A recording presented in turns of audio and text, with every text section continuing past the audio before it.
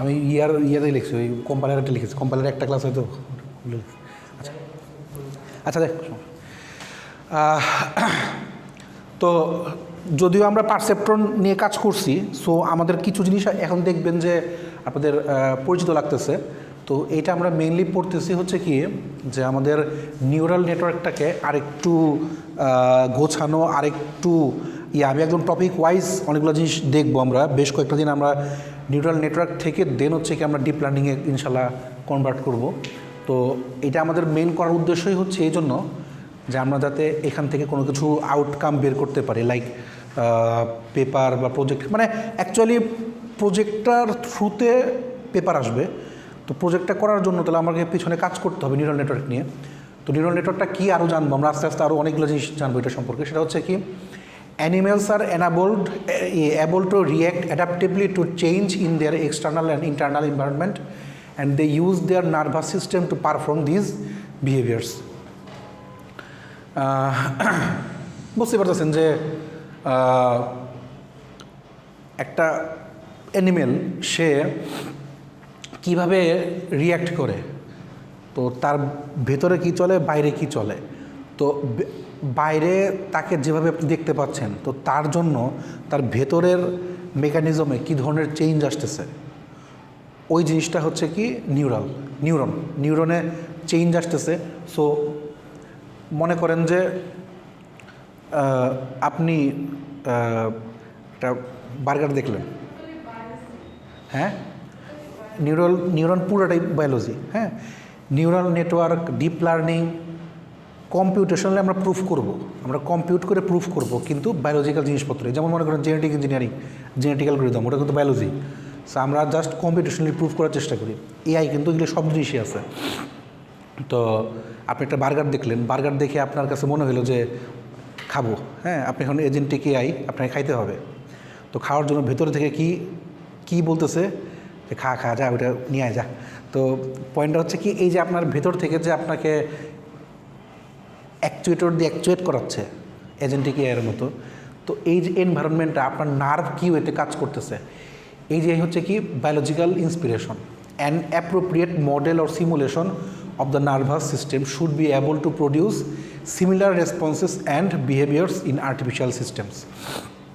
তো যেভাবে আপনার ব্রেইনটা কাজ করতেছে, সহজ ভাষায় যদি বলি এটাকে, আপনার ব্রেইনটা যেভাবে কাজ করতেছে ঠিক সেভাবে আপনি মেশিনকে দিয়ে কাজ করাতে বা সিমুলেট করাতে পারতেছেন কিনা কোনো মডেলের থ্রুতে। আমরা কালকে একটা দেখছি না ক্রেডিট কার্ডের, তো এটা কি করতেছে অ্যাকচুয়ালি, আমার মডেলটা র্যান্ডম ফরেস্ট ক্লাসিফায়ারটা কী করতেছে, ডিসিশন ট্রির থ্রুতে বের করার চেষ্টা করতেছে কোনটা অ্যাকচুয়ালি ফ্রড কার্ড, কোনটা অ্যাকচুয়ালি নর্মাল বা কী বলে ফ্রড ক্রেডিট, কোনটা অ্যাকচুয়ালি নর্মাল ক্রেডিট, এটা বের করার ট্রাই করতেছিল।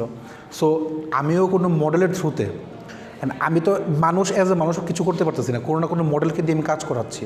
আমার মডেলটা, নিউরাল মডেলটা আমার ব্রেনে যেভাবে কাজ করতেছে ঠিক একইভাবে বাইরে এক্সটার্নালি ওইভাবে কাজ করতে পারতেছে কিনা, রেসপন্সটা সিমিলার রেসপন্সটা প্রডিউস করতে পারতেছে কিনা, এবং তার বিহেভিয়ারটা কেমন হচ্ছে artificially. The nervous system is build by relatively simple units, the neurons, so copying their behaviour and functionality should be the solution. ওইটাই যে আমি যেভাবে কাজ করছি আমার মেশিনটাও ঠিক ওইভাবে কাজ করে ওই ধরনের সলিউশন বের করতে পারতেছে কিনা নার্ভাস সিস্টেম। সো যদি দেখেন, যদি আপনার ছোটোবেলায় পড়ে থাকেন, বায়োলজি পড়লেন না পড়লে নাই, তো এটা হচ্ছে কি আমাদের নিউরনের মধ্যে ডেনড্রাইট থাকে, অ্যাক্সন থাকে, সাইনাপস থাকে, আর অনেক কিছু থাকে। অ্যাক্সন অলওয়েজ একটাই থাকে, তো বাকি হচ্ছে কি ডেনড্রাইট হচ্ছে কি অনেকগুলো লাইট তারের সাথে কানেক্টেড। যারা প্রাইভেট পড়েন তারা জানেন ভালো। সো একটা নিউরনের সাথে আরেকটা নিউরন কানেক্টেড থাকে। তো আমাদের মাস্টার্সের আমরা যখন ক্লাস করতাম, আমাদের একটা কোর্স ছিল, নাম হচ্ছে হিউম্যান কম্পিউটার ইন্টারাকশন। তো ফুল কোর্সটা হচ্ছে খালি বায়োলজি, হ্যাঁ।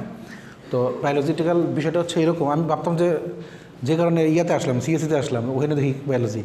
তো পয়েন্টটা হচ্ছে কি, আমাদের ব্রেনের অনেকগুলো লোব আছে, লোবগুলো একটার সাথে কানেক্টেড, নিউরনগুলো কানেক্টেড, একটা এক একভাবে কাজ করে, এক এক ওয়েতে কাজ করে, কানেক্টেড ওয়েতে কাজ করে, নেটওয়ার্ক তৈরি করে।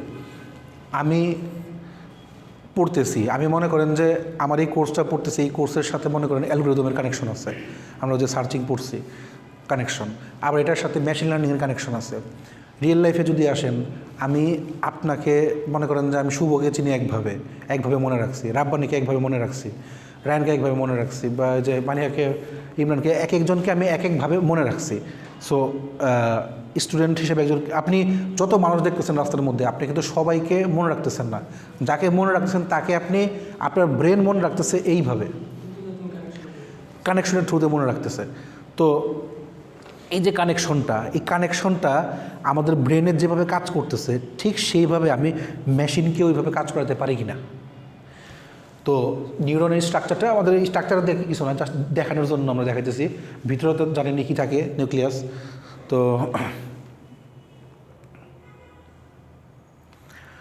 তো এই যে ডেনড্রাইট, অ্যাক্সন, সাইন্যাপস, তো এই জিনিসগুলা যেভাবে কাজ করতেছে আমাদের ব্রেনের ভিতরে, ঠিক একইভাবে মেশিনের মধ্যে এইভাবে কাজ করতে পারে কিনা বা কাজ করতে পারে কিনা, যদি মেশিনটা নিয়ে একটু আমরা আলোচনা করার চেষ্টা করি। সেটা হচ্ছে স্ট্রাকচার অফ নিউরন। এই neuron only fires if it's fires, মানে কোনো কিছু বের করে, ট্রিগার করে, বা কোনো কিছু আউটপুট করতেছে। এই neuron only fires if it's input signal exceeds a certain amount threshold a short time period. মানে একই সাথে অনেক বেশি প্রেশার পড়তেছে, অনেক বেশি কাজ একসাথে ওই ব্রেনে পড়তেছে। আমি মানে সহজ ভাষায় বাংলায় বলে যে, মনে করেন যে আমি আপনারা বললাম যে 1 মিনিট টাইম দিলাম, 3-4টা বই মুখস্থ করে আমার দেন, হ্যাঁ, তো তখন আপনার হয় আপনি পারবেন না, অথবা আপনি ব্রেন ফায়ার করতেছে। সো পয়েন্টটা হচ্ছে কি, অনেক সময় ব্রেনে অনেক বেশি প্রেশার পড়লে, আমি বলতেছি ব্রেনে আবার প্রেশার পড়ে কেমনে, অনেক মানুষই হচ্ছে প্রচুর টেনশন করে, টেনসড হয়ে যায় যে সংসার চালাইতে হবে, আমার পরিবারকে সময় দিতে হবে, এটা করতে হবে, ওটা করতে হবে, অনেক বেশি প্রেশার করতে করতে করতে করতে তখন হয় কি, ব্রেনের ডেনড্রাইট থেকে ফায়ার করতে শুরু করে, এত বেশি প্রেশার নিতে পারে না, স্ট্রোক করে অনেকে, ব্লাডটা ক্লট হয়ে যায়। তো মানে ব্লাড যে চলাচলটা এত বেশি হচ্ছে, সো মানে কারণ প্রত্যেকটা ডেনড্রাইট থেকে কিন্তু তার চিন্তাটা যাচ্ছে, চিন্তা মানেই হচ্ছে কি কোনো না কোনো ইনপুট যাচ্ছে।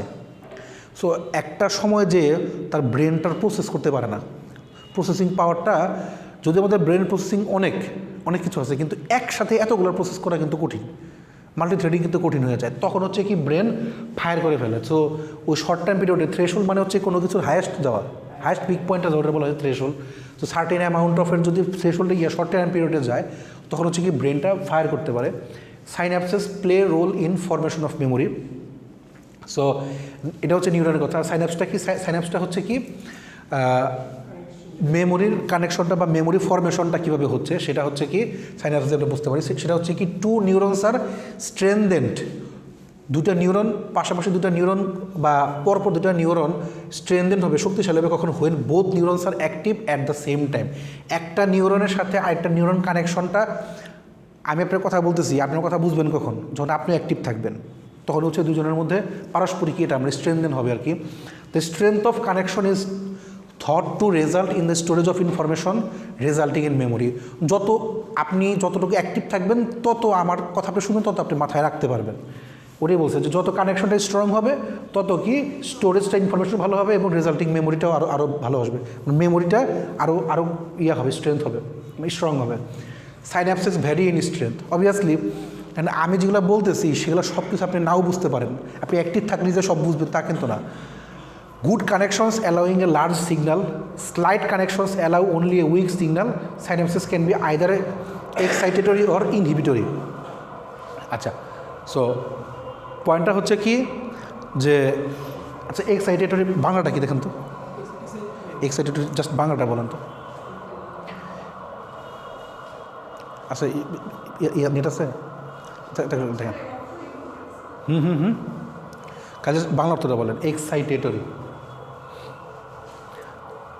আমি ব্যবহারিক অর্থটা বলতেছি যে মানে উত্তেজিত আর কি, যে একটা জিনিসটা হচ্ছে কি যে হয় আপনি ফুলে ফেপে খুব মানে উত্তেজিতভাবে কথা, মানে সবচেয়ে বড় কথা হচ্ছে কি উদ্দীপক, মানে আমি যে ব্যবহারিক অর্থটা বলি সেটা হচ্ছে কি যে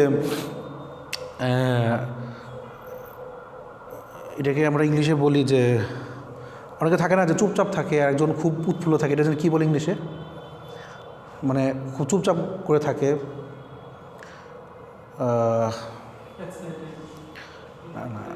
দুটো ওয়ার্ড আছে না, দুটো নাম বলে গেছি। হ্যাঁ হ্যাঁ, introvert extrovert, thank you. Introvert extrovert মানে ইন্ট্রোভার্ট আর হচ্ছে এক্সট্রোভার্ট, ইনহিবিটরি এক্সাইটেটরি। তো পয়েন্টটা হচ্ছে কি, কাজ হচ্ছে, নেটওয়ার্ক দিয়ে সিগন্যাল যাচ্ছে, প্রসেসিং হচ্ছে। তো প্রসেসিংটা এই যে দেখেন, এই যে এগুলো কিন্তু যায় একটা নেটওয়ার্ক থেকে একটা নিউরন থেকে একটা নিউরনে যাচ্ছে, ইলেকট্রিক্যাল সিগন্যাল যাচ্ছে। তো good connections allowing a large signal, so আর slight connection allow only a weak signal.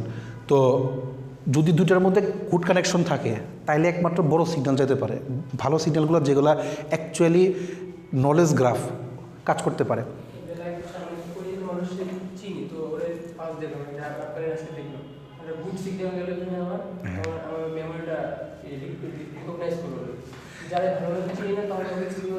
তখন একটা উইক সিগন্যাল যাবে। এটা একটা এক্সাম্পল যে আমি কাউকে কখনো দেখছি, কোনো এক টাইমে দেখছি, এখন মনে করতে পারতেছি না।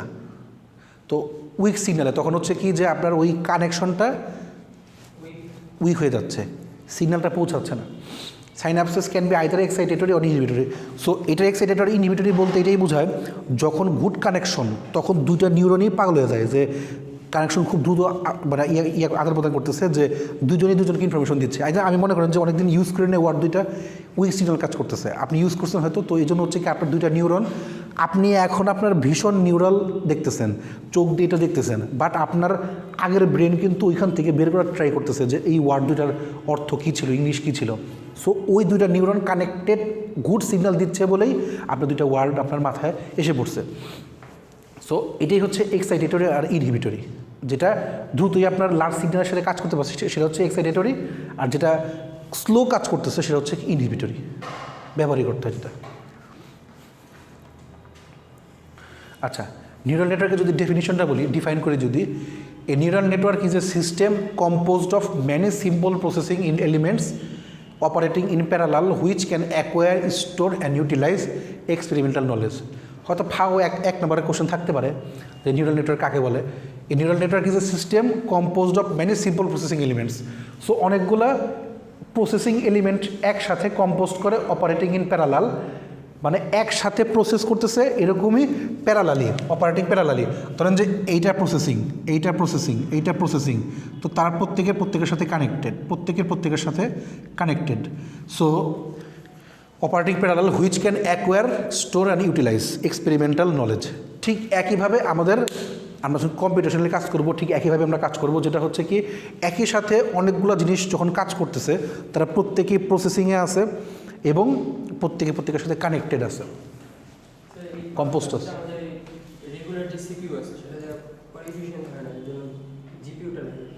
হ্যাঁ, আমরা জিপিউতে হ্যাঁ, এই যে কালকে আমরা কাজ করতে গিয়ে দেখলাম যে অনেকক্ষণ ধরে বসে আছি।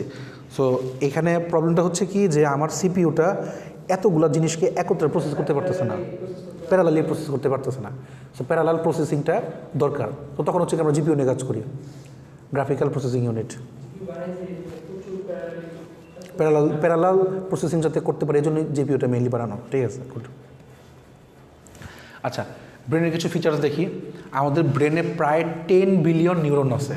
তাহলে দেখেন আপনার ব্রেন কিন্তু অ্যাকচুয়ালি তাহলে অনেক কিছু রাখতে পারে, অনেক কিছু। তার মানে আমরা পরীক্ষায় যে ফেল করি হুদাই, তার মানে আমরা পড়ি না। অ্যাকচুয়ালি আমাদের ব্রেন এত বেশি নিউরন, একটা কম্পিউটারের মধ্যে আপনি মানে এত কিছু রাখতে পারবেন না যে পরিমাণ আপনি ব্রেনে রাখতে পারবেন। দেখতে ছোটো আমাদের যে ইনহিবিটরি ওই সিগন্যাল। সো পয়েন্টটা হচ্ছে কি যে নিউরনের সংখ্যা এত, আপনার ব্রেন চিন্তা করেন এত মানুষ পৃথিবীতে, সবার ব্রেন যদি একত্র করা যেত, তার মানে কী পরিমাণ তথ্য ভাণ্ডার আসা যেত। তো মানুষ প্রতি সেকেন্ডে কত জনেরগুলো যেন চিন্তা করে। আমি আমার ফাইনাল ইয়ারে যখন প্রজেক্ট হয় তখন আমি স্যারকে বলছিলাম যে স্যার বলছে যে প্রজেক্ট আইডিয়া দাও। তা বলছি স্যার এমন কোনো মেশিন কি বানানো যায় যেটা ব্রেনে লাগানো থাকবে। ধরেন যে আমি ইঁদুরের ব্রেনে লাগাই দিলাম, ইঁদুর সারাদিন কী চিন্তা করতেছে এগুলো সবগুলো আমার জেনারেট হবে পিসিতে। তো ওইখান থেকে আমি যেগুলো ভালো খারাপ সেন্টিমেন্ট অ্যানালাইসিস করবো। তারপরে এটা কি পসিবল কিনা জানি না, মেবি কাজ করতেছে এরকম, মানে আমার এক্সিস্ট করে, মানে তখন আমি এই জিনিসটা জানতাম না, এটা 17-এ 2017 সালে, এখন মনে হয় জিনিসগুলো করে। কারণ আমি অ্যাকচুয়ালি কী চিন্তা করতেছি, জাপানে যে স্লিপ মেমোরিটা রিক্রিয়েট করতে পারছে এবং অলরেডি এক্সিস্ট করে, ঘুমানোর সময় যে ড্রিমটা দেখছে এটা রিক্রিয়েট করতে পারছে ওই মেমোরি স্ক্যান, মানে ড্রিমটা রিক্রিয়েট করতে পারে। ওরে বাবা, অলরেডি দূর চলে গেছে।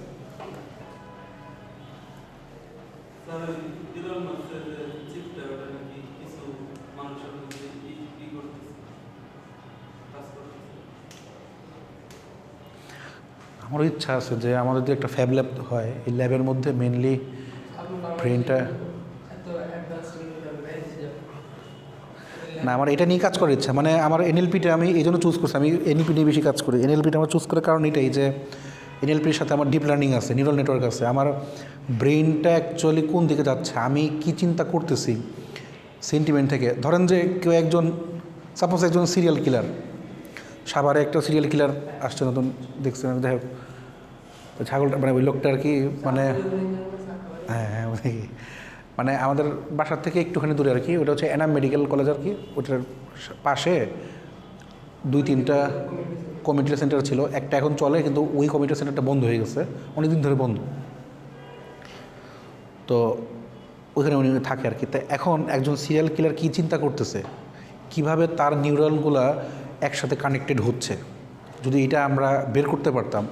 কারণ দেখেন, সে আশপাশ দিয়ে ঘুরতেছে, কেউ তাকে চিনে না, সবাই ভাবছে যে আশপাশে ঘুরছে, কিন্তু অ্যাকচুয়ালি সে যে একজন ক্রিমিনাল মাইন্ডেড, এটা কেমনে বুঝতে পারে। তো এখন পয়েন্টটা হচ্ছে কি যে এটা দরকার নেই যদিও, যে মানুষ কী চিন্তা করতেছে সে যার মতো চিন্তা করুক, কিন্তু তারপরও যদি মনে করেন যে বের করা যায়, লাইক ইঁদুরেরটা আমি বের করলাম বা একটা বাদুরের বের করলাম ব্যাট, তো আমি তাহলে কিন্তু বুঝতে পারবো যে ও যে অ্যাকচুয়ালি কী করতে চাচ্ছে এই মুহূর্তে। তো সেটা যদি আমি বের করতে পারি, নেগেটিভ আইডিয়াগুলোকে কিন্তু আমি করতে পারবো, বাদ দিতে পারবো।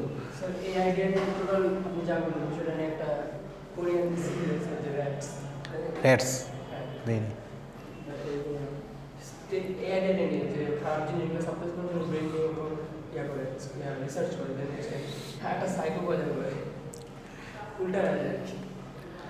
যে জিনিসটা বের করে নেয় ফট করে দেখি কোথাও না কোথাও আছে।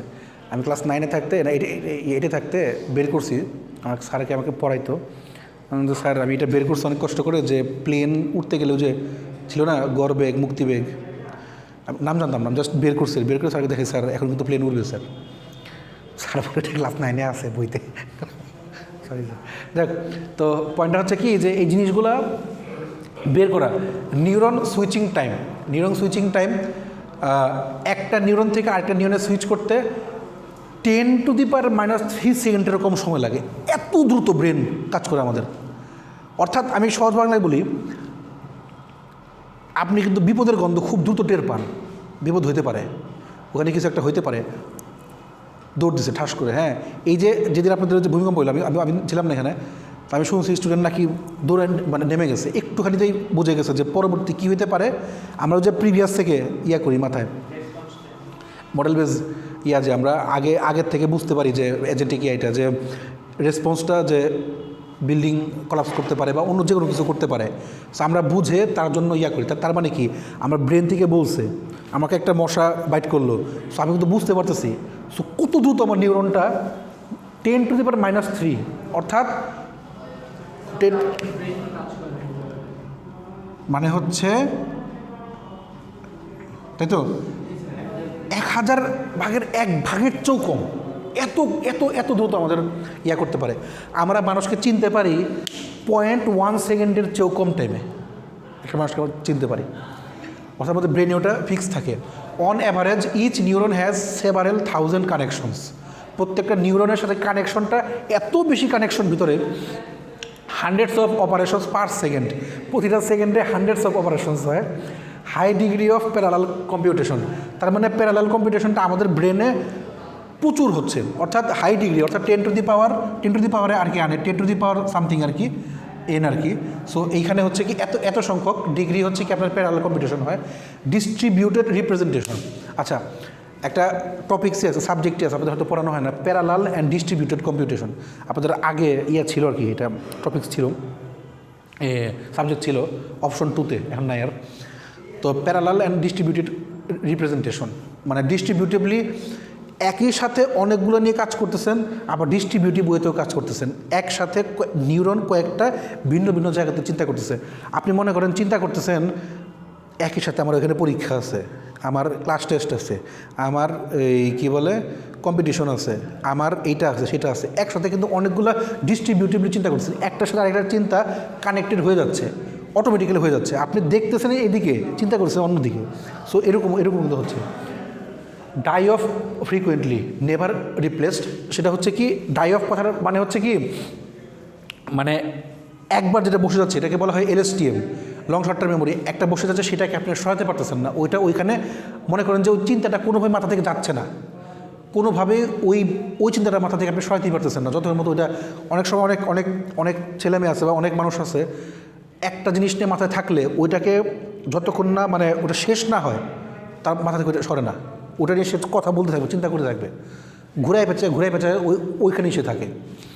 তো compensated for problems by massive parallelism, এটা অন্য জিনিস। সেটা হচ্ছে কি যে একই সাথে অনেক বেশি কাজ করার সময় কিছু প্রবলেমের কম্পেনসেট হয়, যে আপনার এই প্রবলেমটা বাদ রেখে মানে প্যারালাল মানে প্রেফারেন্স ভিত্তিতে কাজ হয় আর কি, বা কোনটাকে প্রায়োরিটি দিচ্ছেন সেইটাকে কাজ হচ্ছে আপনি করতেছেন। দেখ এই লাইনটার ডিসক্রাইব করেন। Brain versus digital computer.